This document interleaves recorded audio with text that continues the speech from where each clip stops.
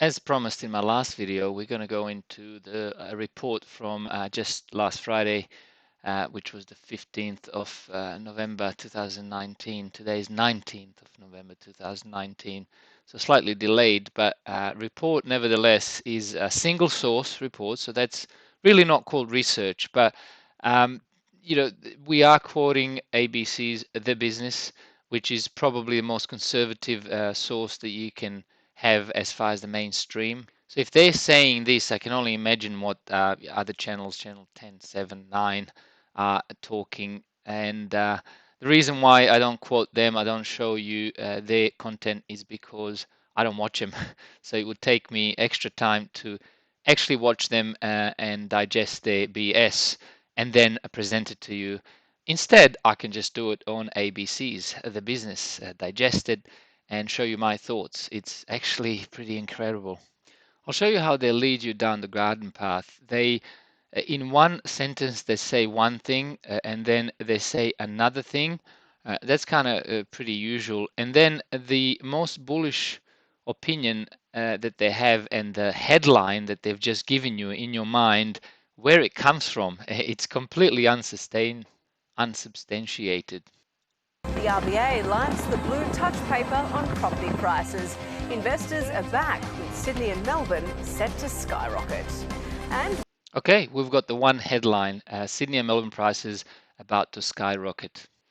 Oh, they don't stop there. big city property prices may be set to go gangbusters yet again, but it comes as the Reserve Bank points to a decade high in mortgage arrears. The number of borrowers falling behind on their mortgage payments has spiked, with hotspots in Western Australia and the Northern Territory.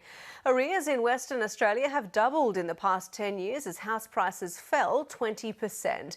And while negative equity is a disaster for individual borrowers, the RBA's Deputy Governor said the overall numbers and financial risk is low. So big city property prices may be going gangbusters. Oh, by the way, just a passing comment. However, the arrears are at the all-time recent, in any case, highs. So there's one up and down and contradiction. Although that can happen at the same time, Sydney and Melbourne could boom, while some other regional centres or Western Australia, Northern Territory could be tanking. That is possible. However, it's one market connected somewhat, and the champagne will not be flowing in Sydney and Melbourne forever. So what are the levels of the arrears? Nonetheless, the arrears rate has been increasing steadily over recent years to the highest it's been for around a decade, and so you can't just ignore that. Okay, so once again, the property prices in Sydney, Melbourne are about to go gangbusters. Arrears are at the highest in 10 years, but While those rate cuts make loans cheaper, they've also poured petrol on big city house prices. There's been a big call this week with next year. So well into double digits, Sydney and Melbourne, next year. Who's saying this? What are they basing this on?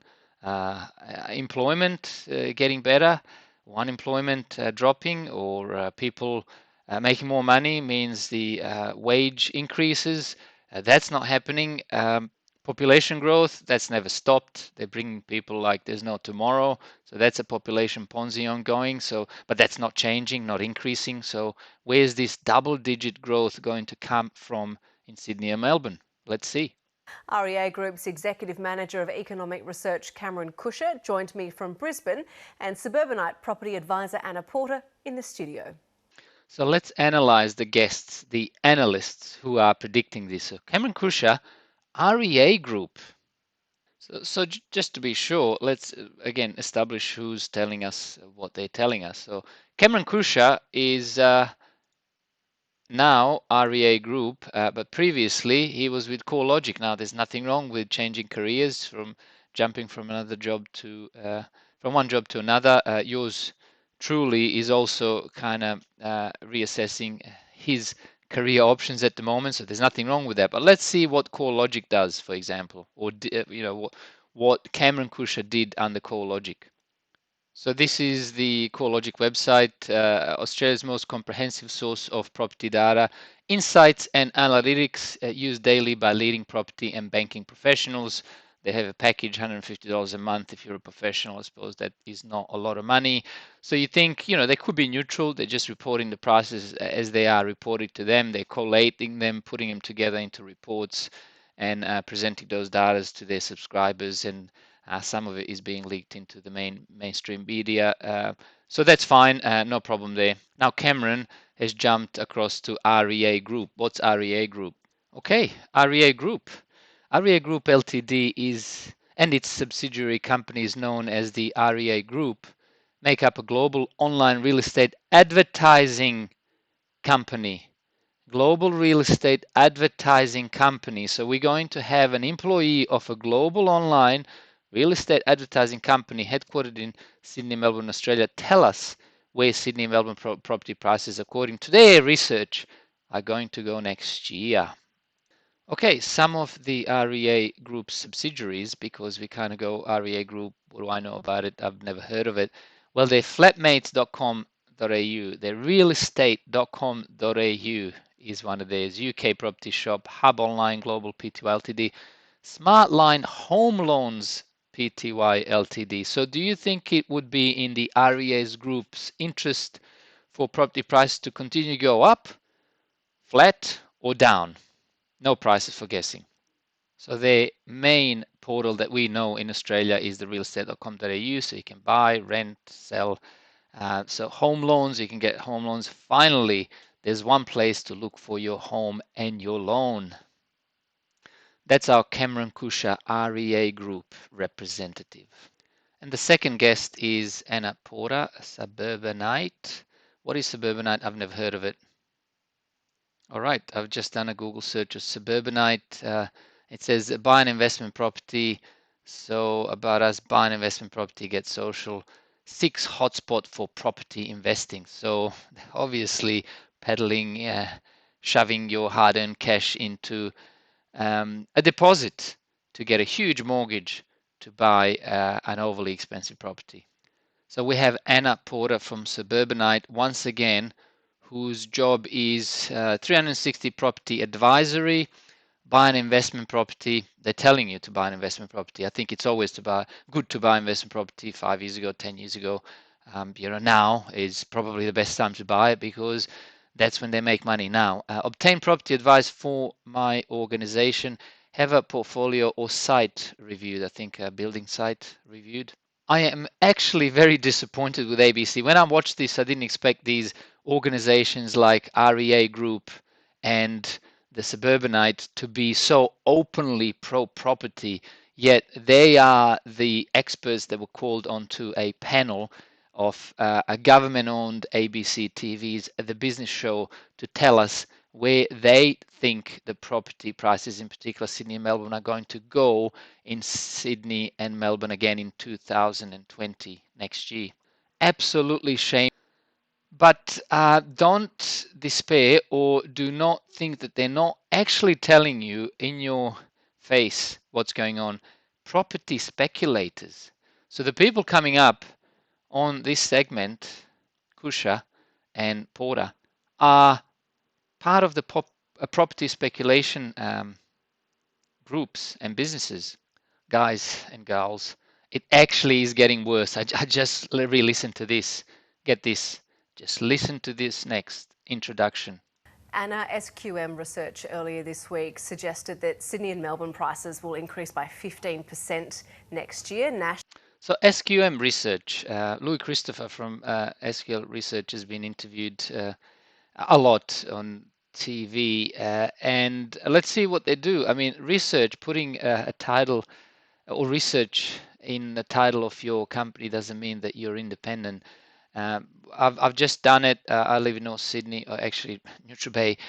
So what's come up is that SQM Research Pty Ltd, they're listed as real estate appraisal in North Sydney. Again, appraisal, if it goes up, it goes down, you think they can be independent, it's not a problem. But I think it's also in their interest to have the property prices steady at least. In any case, if property prices tanked, it just wouldn't be good for them. There'd be no appraisals, there'd be no buying and selling as much as there is now, and there wouldn't be a panic and fear of missing out that everyone is banking on. So sqmresearch.com.au is like nothing compared to the suburbanites blatant 360 property advisory business. Buy an investment property, obtain property advice for my organization, have a portfolio or site reviewed. I mean, it just tells you what they do. So the whole premise of this interview and the panel of these two people is based on the SQM's data research that's come out saying that Sydney Melbourne property price will go up by 15% next year in 2020, and I think as you'll see 11% in the rest of the country. I have not read that report. I could spend hours and hours and tell you that they're basing it on nothing. They can't possibly base it on anything else, but let's see what these panelists have to say to that. And by the way, a few people have commented that they would like to have a link to the actual full interview just to see the whole language in context, which I don't want to play in full. So I will definitely place a link in the description box below. While those rate cuts make loans cheaper, they've also poured petrol on big city house prices. There's been a big call this week, with Sydney and Melbourne tipped to go well into double digits next year. REA Group's Executive Manager of Economic Research, Cameron Kusher, joined me from Brisbane, and suburbanite property advisor Anna Porter in the studio. Anna, SQM research earlier this week suggested that Sydney and Melbourne prices will increase by 15% next year. Nationally, though, an 11% increase. I had to interrupt it one more time, and that'll be it. So one single private research firm that has an office here in North Sydney that are a property advisory firm type thing and other asset classes, but mostly property, has come out with that report, and now they're clinging on that report. This is a bought, paid for report and an interview for people to share and go, hey, next year Sydney, Melbourne is going up 15%. You better get in, because it sure is feeling as if it's going to go up. Seeing the properties going up in the last quarter by about 3.6% in Sydney and Melbourne, respectively, type thing. So, you know, if you were thinking there's a recovery, there will be a recovery as soon as this is it. And they, on top of that, they tell you 15% next year. So, you know what? I mean, I don't blame people for trying to jump in and panicking and having that fear of missing out. They're big numbers. Do you think they're right? I think they're very ambitious. We're still in a very unaffordable market for Sydney and Melbourne. So prices are still very high. A lot of suburbs have $1 million median price point. So when you've got a bit of a lending crunch coupled with an unaffordability issue and wages aren't rising, it's a very ambitious call to make. You know, Melbourne's only just started to see a bit of a correction coming through, and often we see that for a few years, especially if we see anything around interest rate rises. And it may not be through the RBA, but often the banks will put them up in the background, create rises themselves, because they've either made less profits, which is what we're seeing, they can capture more profits, or through their risk profile. So if any of those things happen, I think it's very unlikely. Cameron? That's actually pretty eye-opening, is that she said that was ambitious. I mean, that's a nice way of saying there's no way the properties in Sydney, Melbourne are going to go up 15% in 2020. It's just... so yeah, her credibility has gone up in my eyes. But who am I? In the economy that we're in, house prices are the only numbers going up. Do you agree with the forecasts of SQM? Look, it's certainly a bit bullish, but I think it's not outside of the realms of possibility. We do have the lending policies that have been eased since the middle of this year. We have seen a steady improvement in the housing market, but also, as you said, housing's really the only positive for the market. We know that those low interest rates are really stimulating things, and we're seeing quite a strong bounce back in both Sydney and Melbourne. So probably I wouldn't forecast that it's going to be quite that strong, but you know, there is a very real possibility that it could get that high in 12 months' time. And CBA also... He's covered himself, and she's covered themselves, because they are professionals in the industry, and they know they will be quoted. So they'll say, look, we didn't think it would be that much, but it did happen. But then there was unforeseen circumstances of new global financial crisis or something like that, and they'll blame it on that and say, well, we said it'll go up, but maybe not as quite as much as 15%. But now that it's gone down 15%, well, that's because China did this, or Hong Kong, or something. They'll find the reason. Don't worry about that. And a CBA also revised its forecasts today, saying that it expects growth as well. Numbers not quite as high as what SQM has said. But of course, we've got an economy of two scales here. We've talked about Sydney and Melbourne. What do you think prices will do in those economies that haven't performed so well, like Perth and Darwin? I think that is where the good news stories are going to sit, outside of Sydney and Melbourne. So, Cameron mentioned about a lack of stock, which is true, and I think that's what's keeping the market a little bit stable at the moment in those areas. I actually suspect something a little bit different. Once we get some stock to the market, that will actually put further downward pressure on it. But outside of Sydney and Melbourne, there is some good news to be had. So you look to Adelaide, for example, Perth, there's a lot more infrastructure and employment drivers coming through. So Perth's starting to really turn a corner. We're seeing some double-digit growth coming through in some of the metropolitan suburbs for the last year, which is very exciting. Okay, so it's Perth and Adelaide that you want to actually run across to and pump those prices up for them. And oh, by the way, if you didn't catch it, CBA has revised their forecast upwards. So where are they getting this from? Why are they pumping the real estate all of a sudden? And another thing, if you caught, is that they said that the whole economy has got nothing going for it. Nothing is going up except the property at the moment, this last quarter, September quarter. So that can't be good. That just tells you speculation. It's not fundamentally based. I kind of dismantled the panelists' credibility, but they're pushing back on Rachel Papazoni. They're pushing back. They're saying not quite so much. I don't think so. I mean, she's only quoting the report, so we're not blaming Rachel Papazoni per se. But she's only claiming the SQM data research has just come out, and CBA apparently think that it's all roses, rainbows, and puppy dogs ahead. Cameron, Hobart has been such a star performer in the last few years. Can its star continue to shine? Oh, look, I really doubt it. I think if you look at what was a big driver of Hobart and really all of Tasmania, was that it was such an affordable housing market. But you look at what housing costs now in Hobart, it's more expensive than Perth, Adelaide, Darwin. It's getting pretty close to the same cost of housing as Brisbane. It's not really that far behind a market like Melbourne either. So the affordability advantage has really deteriorated there. But you see that data that came out today, it had the strongest growth state product over the last financial year. So it is an economy that's quite strong. But you look at other factors like retail trade, the unemployment rate, they're still relatively high in Tasmania as well. So I do think that we're going to see, we'll probably still see some growth in that market, but certainly not to the magnitude that we've been seeing over recent years. All right. I take back everything I said about the bias that these panelists may have, because he's just slammed Hobart. He said, well, it's got a few things going for it, but not really. It's more expensive than Perth, Adelaide, and Darwin. And he made a face like, what for? I mean, there's not much going on over there, and the unemployment's still high, etc., etc. But all that is about to end. Let's remember what the lady panelist's business actually is. It's property investment.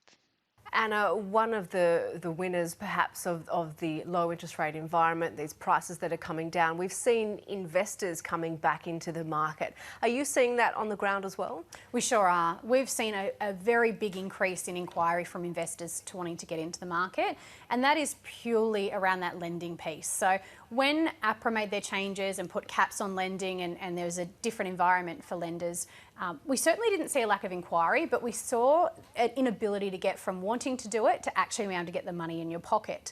People getting knocked back left, right and centre. And then there was people that still had a desire to invest, but they were very nervous about it because of what they're hearing in the media and from friends at the barbecue as well.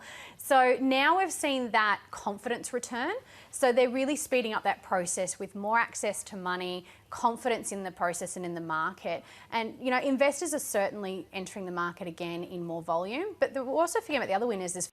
See, I mean, it's anecdotal. It's a narrative change. Investors are coming in. We're seeing more inquiries. How many more inquiries? What are you talking about? They're not the largest firm. There's just a website that is not even done that well. But we're seeing more inquiries. The investors are back in the market, which is exactly opposite to what the banking statistics are saying at the moment. But what are you seeing on the ground? How many calls did they get? Who knows? And is those famous flips that F with your mind? We're still in a very unaffordable market for Sydney and Melbourne, so prices are still very high. A lot of suburbs have $1 million median price point. So the real estate prices are very high, but We've got an affordable cash rate at the moment. We've got a market in Sydney, for example, that now is down around 2016 prices again. We've seen, median prices in a lot of suburbs down around where it was in 2016. I've seen sales transacting for 10 and 20% lower than, where they were at previously. So they're back around the 2016 prices, or selling for less than what they were originally bought for in 2016. So there, in the same breath, she's implying that the prices are pretty much affordable because they're in 2016 level. Okay, and best for last, actually. Look what Anna says. Anna, one of the winners perhaps of the low interest rate environment, these prices that are coming down, we've seen investors coming back into the market. Are you seeing that on the ground as well? We sure are. We've seen a very big increase in inquiry from investors to wanting to get into the market. Cameron's my man, actually. So he now quotes the real data, ABS data. Again, going back to the housing finance data and the ABS numbers, they're not showing a rebound in investors quite yet. In fact, investor participation is the lowest it's been any time this century. But I do think that we will start to see investors coming back into the market because the cost of borrowing is very low. They don't have those restrictions anymore. And even from purely a rental yield perspective, with interest rates so low, housing investment just purchasing for that rental return is starting to look more and more attractive. Anyway, Anna is seeing a lot of inquiries where the ABS data says that we're at the lowest level of investor participation on record. And out of the blue, Anna had to say what she probably says to all of her clients that call her. Your money's not doing much anywhere else either. Where else are you going to put it to make a return at the moment? So that's what we're getting the feedback from a lot of investors is, they're not making a lot of returns on their money in other investments either. So it's starting to become more and more attractive again. Wow. Really? Really? This is blatantly bad. Scaring people into property. Wow, old tactics. This is actually funny. Look at Rachel's expression going, where you're coming from. I didn't ask you a question. You're butting in with your spiel. Watch this. Just watch her face. It's really funny. Your money's not doing much anywhere else either. Where else are you going to put it to make a return at the moment? So that's what we're getting the feedback from a lot of investors is, they're not making a lot of returns on their money in other investments either. So it's starting to become more and more attractive again. Oh, yeah. All right, incredible if you ask me. Real wizardry there. Some truths, some covering their own opinions when the time comes. Unforeseen circumstances coming along. So we've had it all. It's been a roller coaster ride. I'm going to leave it there. I will post the link to the full interview in the description box and wish everybody all the best, and let's talk in the next video.